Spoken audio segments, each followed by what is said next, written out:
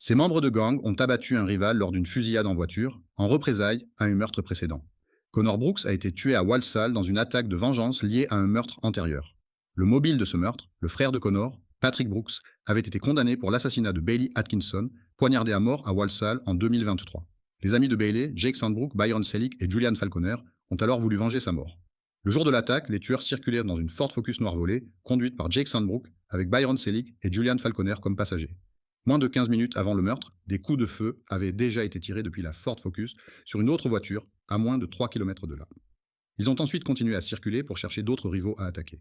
Connor Brooks et un ami étaient assis dans une camionnette garée sur Well Lane, à Walsall, juste avant 17 heures.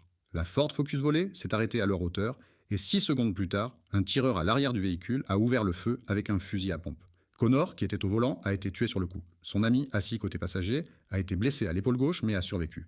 La Focus a ensuite pris la fuite à près de 80 km/h et l'arme du crime a été abandonnée quelques minutes plus tard à Worley Lane. Une enquête de grande ampleur a été lancée. Les policiers ont visionné des centaines d'heures d'images de vidéosurveillance pour reconstituer les événements. Ils ont retrouvé le fusil à pompe à double canon, tronçonné, jeté dans un sac poubelle à Worley Lane. La Ford Focus a été retrouvée abandonnée 4 jours plus tard. Des résidus de tir étaient encore présents à l'intérieur, ainsi que l'ADN de Jake Sandbrook et d'un autre homme, Samuel Danks Petty. Tous les suspects ont été arrêtés et inculpés pour le meurtre de Connor Brooks.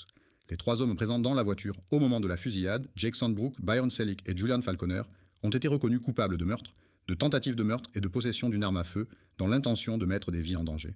Samuel Danks Petty a quant à lui été reconnu coupable d'entrave à la justice pour avoir aidé les tueurs à rentrer chez eux après le crime. Tous ont été placés en détention provisoire et seront condamnés le 30 mai 2025. Commentez ci-dessous la peine que vous pensez qu'ils recevront. Suivez la page et dites en commentaire quelles autres affaires criminelles vous aimeriez voir sur la chaîne.